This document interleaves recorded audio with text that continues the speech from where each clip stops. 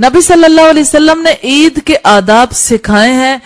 Number 1، عید کے تمام امور میں نبی صلی اللہ علیہ وسلم کی سنت کی پیروی کی خالص نیت کرنی چاہیے۔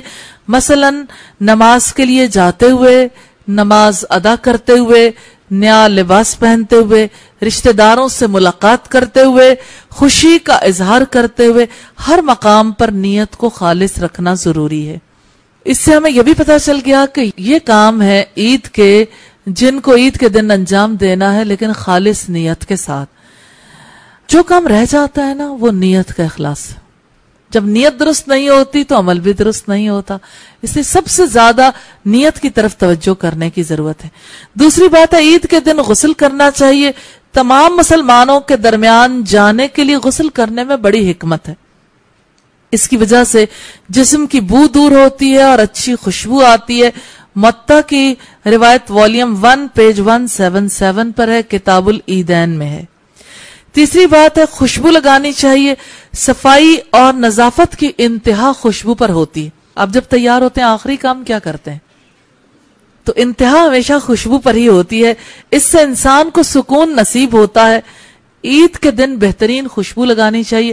خوشبو لگا کر انسان کو یوں لگتا ہے کہ اب ساری تیاری مکمل ہو گئی، لیکن خواتین کو بہت احتیاط کرنے کی ضرورت ہے، کیونکہ ان کی خوشبو کسی مرد تک نہیں پہنچنی چاہیے۔ اس لیے خواتین کو ہلکی خوشبو لگانی چاہیے، اور اگر بازاروں سے گزرنا ہو یا مردوں کے درمیان سے تو خوشبو لگانے میں احتیاط برتنی چاہیے۔ چوتھی بات ہے، انسان استطاعت رکھتا ہو تو اسے عید کے دن نئے کپڑے پہننے چاہیے۔ اس سے اللہ تعالیٰ کی نعمت کا اظہار ہوتا ہے اور عید کی خوشی پر اظہار مسرت بھی۔ اللہ تعالیٰ جمیل ہے اور جمال کو پسند کرتا ہے، یعنی خوشی کے مواقع پر اچھا ڈریس اپ ہونا یہ اسلام کا پسندیدہ کام ہے۔ بخاری کی روایت ہے 948 اور مسلم کی روایت ہے 2068۔ پانچویں بات ہے، نماز عید الفطر کے لیے نکلنے سے قبل صدقہ فطر دینا چاہیے۔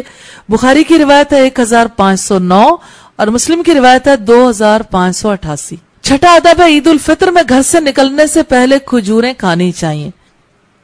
یہ بخاری کی روایت 953 سے پتہ چلتا ہے۔ اور ساتواں ادب ہے، عید الاضحیٰ میں قربانی سے پہلے کچھ نہ کھانا سنت ہے۔ ترمذی کی روایت ہے 542 نمبر پر۔ بہت آسانی ہے خواتین کے لیے، کچھ بھی نہ بنائے، کیونکہ کچھ کھانا ہی نہیں، سنت نہیں ہے نا۔ عید الاضحیٰ پہ کچھ کھا کے جانا سنت نہیں ہے۔ قربانی کرنے والے کے لیے سنت ہے کہ اپنی قربانی کے گوشت میں سے کھائے۔ اور آٹھویں بات ہے، عید کے دن سب سے پہلا کام نماز عید کے لیے جانا ہے۔ عید الاضحیٰ میں قربانی عید کی نماز سے واپس آنے کے بعد کی جاتی ہے۔ بخاری کی روایت 968 سے پتہ چلتا ہے۔ نویں بات ہے، نماز عید کے لیے پیدل جانا سنت ہے۔ ابن ماجہ کی روایت ہے 1300، ترمذی کی روایت ہے 530 نمبر۔ 10واں ادب ہے، نماز عید کے لیے ایک راستے سے جانا اور دوسرے سے واپس آنا چاہیے۔ بخاری کی روایت ہے 986 اور ابن ماجہ کی روایت ہے 1301۔ 11واں ادب ہے، عورتوں کو عید کی نماز میں لے کر جانا چاہیے۔ بخاری کی روایت ہے 974 اور مسلم کی 2054۔ 12واں ادب ہے، بچوں کو نماز عید کے لیے لے جانا چاہیے اور عید کی خوشیوں کا شعور دلانا چاہیے۔ نئے کپڑے پہنانے چاہیے، حتیٰ کہ ان بچوں کو بھی جو بھی نماز ادا کرنے کے قابل نہ ہو۔ بخاری کی روایت ہے 975 اور 977، مسلم کی روایت ہے 2045 اور صحیح الجامع 4888 پہ ہے۔ 13واں ادب ہے، عیدگاہ پہنچنے تک اونچی آواز سے تحلیل لا الہ الا اللہ اور تکبیریں پڑھتے رہنا چاہیے۔ یہ اسلامی شاعر میں سے ہے۔ صحیح الجامع کی روایت ہے 5004 اور بہقی کی روایت ہے والیوم 3 پیج 279۔ لیکن سب لوگوں کا اکٹھے تکبیر پڑھنا ثابت نہیں ہے کہ سہیلیاں سکھیاں اکٹھے جائیں، فرینڈز جا رہی ہیں یا فیملی کے لوگ، سب لوگ اونچی اونچی آواز سے بیک آواز تکبیریں پڑھتے جا رہے ہیں، یہ سنت سے ثابت نہیں ہے۔ 14واں ادب ہے، نماز عید سے پہلے کوئی نفل نماز نہیں پڑھنی چاہیے۔ ابن ماجہ کی روایت ہے 1293 نمبر پہ۔ 15واں ادب ہے، عید کی نماز کے بعد جانور قربان کرنے چاہیے۔ بخاری کی روایت ہے 968 اور مسلم کی روایت ہے 5069۔ 16واں ادب ہے، نماز کے مقام پر قربانیاں کرنا جائز ہے۔ बुखारी की रिवायत है 982 नंबर पे। और 17वां अदब है नमाजियों से मुसाफा करना और ईद की मुबारकबाद देनी चाहिए। दिल की खुशी के इजहार और ईद की मुसर्रत के इजहार के लिए मुसाफा करना और अपने भाइयों को मुबारकबाद देना और ये कहना चाहिए तक़ब्बलल्लाहु मिन्ना व मिनकुम, अल्लाह ताला तुमसे भी कबूल करे और हमसे भी कबूल करे। ये फतावा में वॉल्यूम 1 पेज 81 पर है। इस बारे में सहाबा और ताबईन से कसीर रिवायात मिलती हैं। तमामुल मिन्ना में देख सकते हैं 355 पर।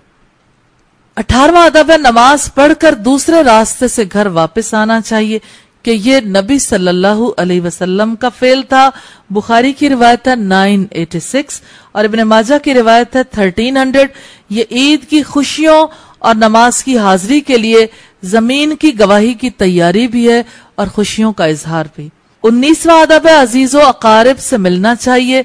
सिला रहमी करना हर वक्त वाजिब है, लेकिन ईद के दिन बहुत ज्यादा ताकीद है, हत्ता कि अजीजों के दिल खुशी और मुसर्रत से भर जाएं। खास तौर पर छोटे बच्चों और औरतों को तोहफे देने चाहिए।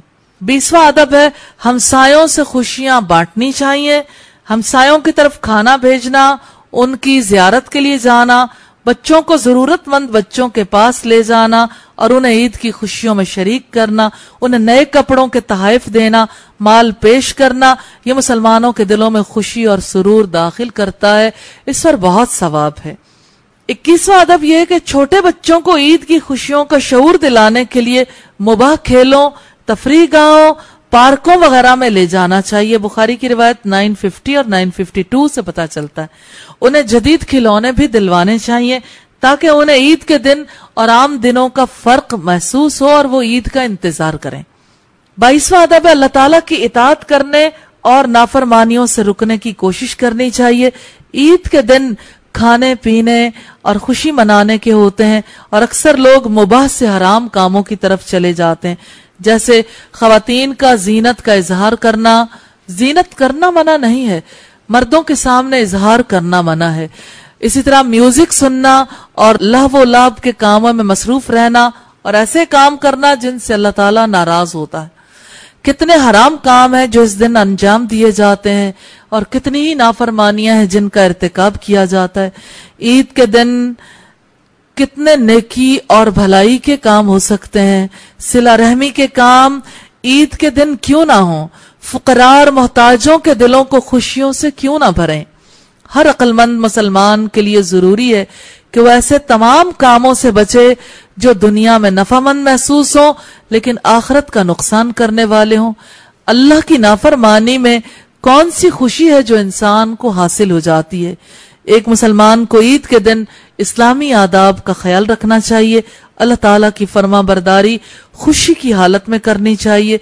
जो तकलीफ की हालत में अल्लाह ताला का इबादत गुजार बन जाता है उसे खुशियों में भी रब की इताअत करनी चाहिए। तो ये ईद के आदाब हैं जो हमने देखे।